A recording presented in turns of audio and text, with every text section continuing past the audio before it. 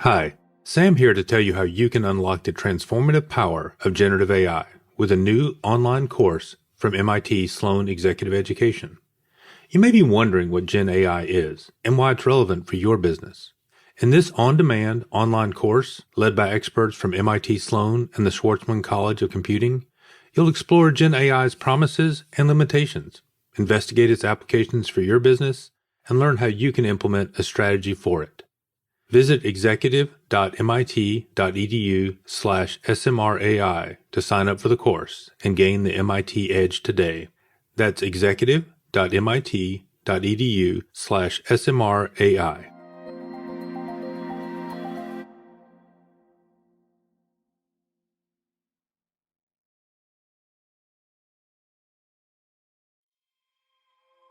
Job loss from AI gets lots of attention because increasingly capable machines can do more and more every day. But these increasing AI capabilities can also help create jobs. On today's episode, learn how one Hollywood actor is using his industry knowledge to help creators without massive Hollywood budgets. I'm Tye Sheridan from Wonder Dynamics, and you're listening to Me, Myself, and AI. Welcome to Me, Myself, and AI, a podcast on artificial intelligence and business. Each episode, we introduce you to someone innovating with AI. I'm Sam Ransbotham, Professor of Analytics at Boston College. I'm also the AI and Business Strategy Guest Editor at MIT Sloan Management Review. And I'm Shervin Kodobande, Senior Partner with BCG and one of the leaders of our AI business. Together, MIT SMR and BCG have been researching and publishing on AI since 2017, interviewing hundreds of practitioners and surveying thousands of companies on what it takes to build and to deploy and scale AI capabilities and really transform the way organizations operate. Hi, everybody. Today, Shervin and I are pleased to be joined by Tye Sheridan, co-founder and president of Wonder Dynamics. But you may be more familiar with Tye from films like Ready Player One and X-Men Apocalypse and Mud. I did my homework by watching movies over the weekend here. Tye, thanks for taking the time to talk with us. Let's get started. Thanks so much for having me, and thanks for doing some homework on me, apparently. Well, the homework was easier than usual. Although, some of the homework involved looking at patents that you've filed, which was something I wasn't expecting. Oh, really? So maybe we can get into that too a little bit later. But if we think about a movie like Ready Player One, there's clearly a bunch of AI in the content of that movie. But that's not what we're focusing on here. Tell us about Wonder Dynamics. What's going on with that? Wonder Dynamics is a company that I started with a friend of mine, Nikola Todorovic. Nikola kind of comes from a background of visual effects. I was a visual effects artist and then later turned supervisor and is a filmmaker as well. For folks listening who don't know who I am, I kind of came up through the world of film as an actor, got involved in films from a really early age and fell in love with it, but I was always completely obsessed with filmmaking, technology, and the entire process. When I met Nikola, we met working on a very small film called Last Days in the Desert. This was over 10 years ago. And we were both kind of wanted to make our own films one day and knew, wanted to make big films and knew that, we didn't have the budget to do so, right? And so we really kind of started collaborating together and started developing projects. And then that's when we realized, oh, wow, this is going to cost $150 million. Where are we going to get a check for this? And so that's really where Wonder Dynamics was born, really out of our frustration of trying to make big films and not necessarily having the budget. So Wonder Dynamics' entire mission is to enable indie filmmakers anywhere in the world to make studio-level movies with CG effects, but on an indie budget. We do that by using a suite of AI machine learning models running in a platform, which is our flagship platform called Wonder Studio, which we launched back in July. Wonder Studio is an AI-driven VFX studio. You upload any 2D video, and you can extract a lot of data out of that video from 2D pose and the lighting in the scene to the noise and the way your camera is moving. And there's 25 plus machine learning models running in the background. And then we take all that data and we enable it to be exported into 3D software so that artists can continue working in the traditional softwares that they are used to working across the industry. That makes a lot of sense. So let's go into the cost part, which I think is a pretty fascinating thing. Is that the future of movies, that we're not going to need big budgets, or is there still going to be room for big budgets, or how do you see this ecosystem playing out? I hope so. I think that to date, only a certain handful of people or studios have been able to make certain kinds of films. And it's also not only limited by your budget, but it's limited by where you live. If you're not in Hollywood, to date, it's been very difficult to break into the industry at that level. And I think that's the real excitement around these new innovations, especially in AI and machine learning, where they pose a huge opportunity to artists and to the industry. I think the industry as a whole we're going through a rough patch. Let's just put it that way. The global box office taking a huge slam during COVID, and the quickly evolving landscape of distribution. The industry has been totally shaken up, and it's really hard to get any film made, much less, a huge $200 million movie with $100 million budget worth of VFX. I do think we're on the cusp of a new era, and I don't think it's not unlike digital cameras or the advent of the camera itself. Technology has been pushing our industry forward since it started. We wouldn't be able to be making the films that we're already making without the certain technologies that we have in the industry currently. Can you walk us through what the normal process would have been, and how with Wonder Studios, whether that process is almost the same, but now without the technological and cost limitations that they would have? Or is this a completely new process from like a user's perspective? Is that like they need to learn something completely new, or is it almost the same? Just curious how the ways of working of the artist and the creative team is changing because of this. Hi, Sam here to tell you how you can unlock the transformative power of generative AI with a new online course from MIT Sloan Executive Education.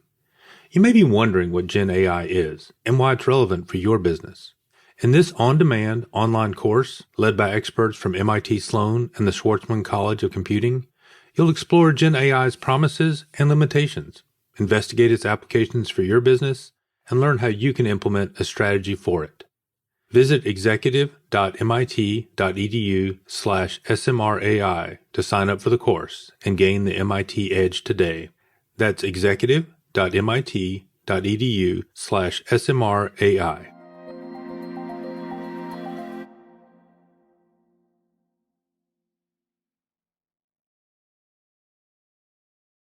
Yeah, no, it's a good question. So in theory, you could just get a 2D video out of Wonder Studio, right? And for some people, it's going to be good enough for their final VFX. For someone who's not a 3D artist, it might be good enough for if you're a 12-year-old boy and you want to go out and make a sci-fi short film with your friends and have some cool visual effects, that's fine. If you're working on Warner Brothers science fiction movie, let's just say you're working on Avatar, the next Avatar.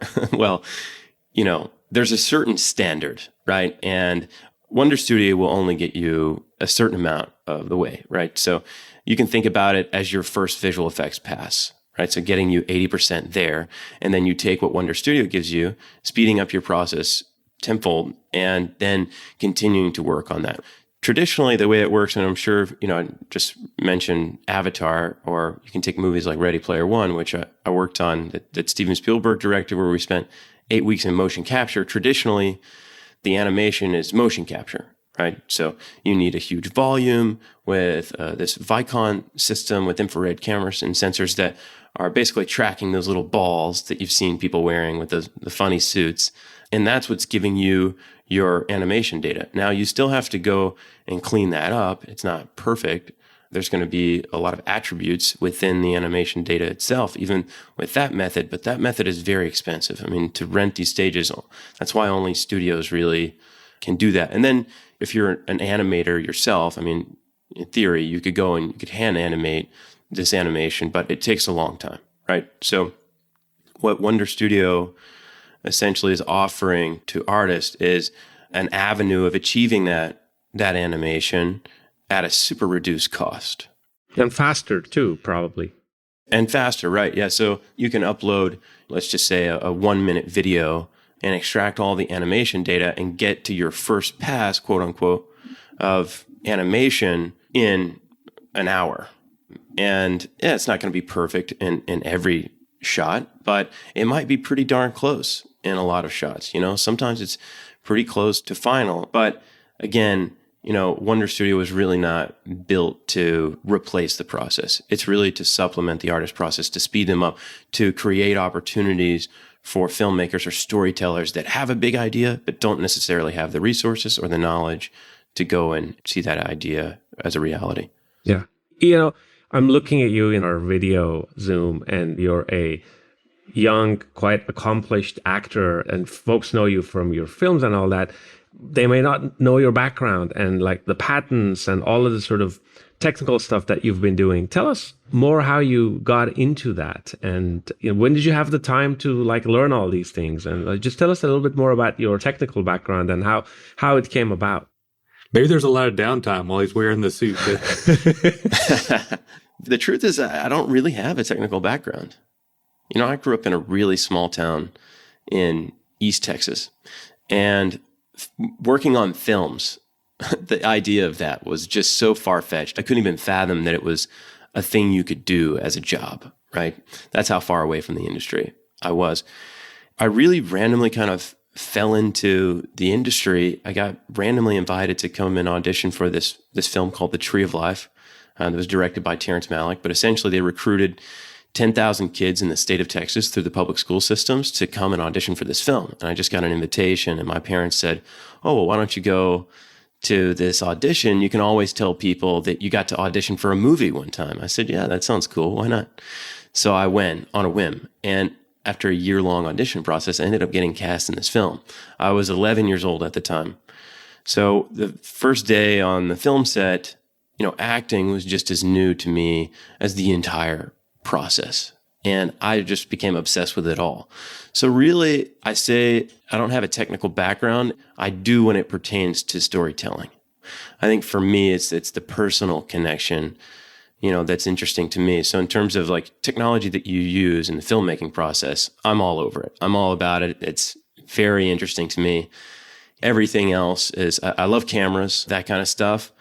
Beyond that, I would say my technical background and knowledge is very, very, very limited. But it's a lot of the design thinking and understanding the pain points and the desirability of a product like this. Right.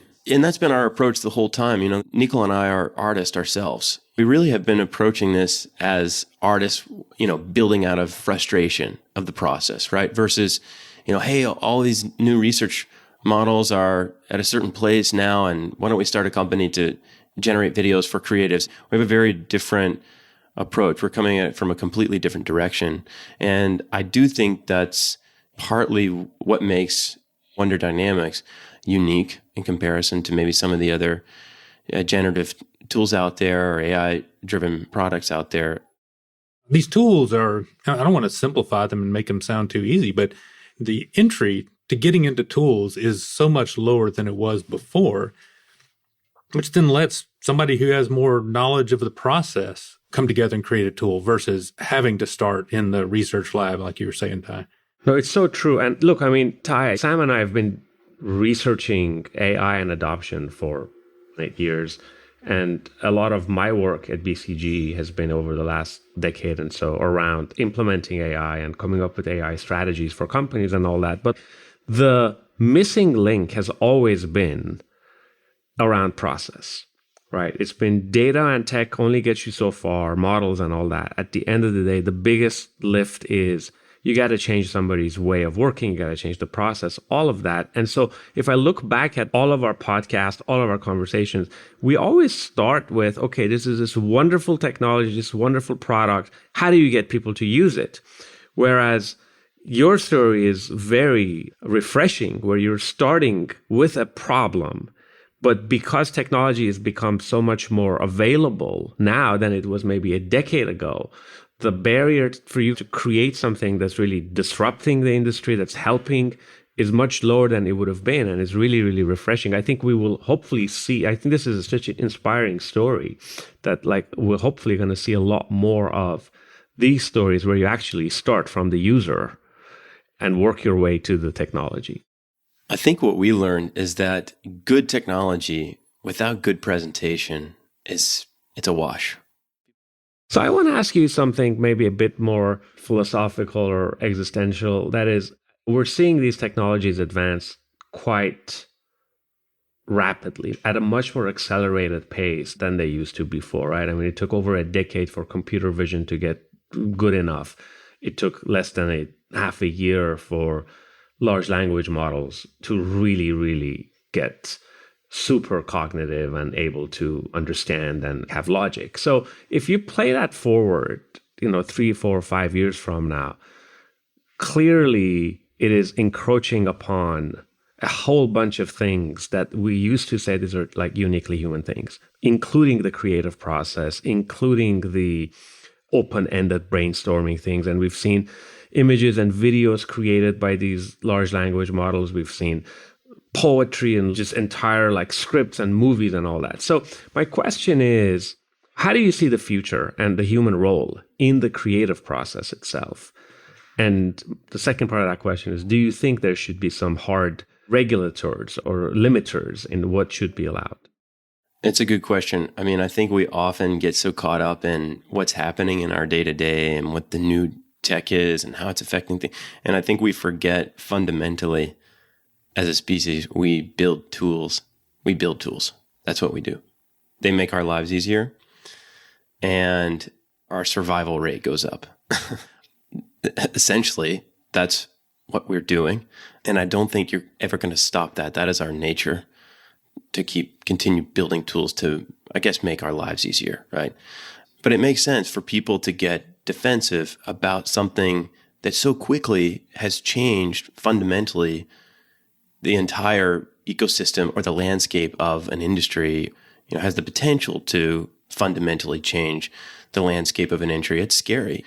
That's our natural kind of mechanism, is to be defensive, right? But I think the more important thing that we should all be doing, I think, is having these conversations, talking, posing the exact same question you just posed to me back at all of your friends and your family and your coworkers, and thinking about, well, what does the future look like? And I'm glad you said 3, 4, 5 years, because beyond that, who knows? It's all moving so rapidly. In terms of regulation and how we balance this innovation with trying to maintain the integrity of industries and people's livelihoods is a very, very difficult question. I do think we have to be cognizant of it, and we have to be approaching it ethically and very, very thoughtful as innovators, the effect that it will have on society as a whole.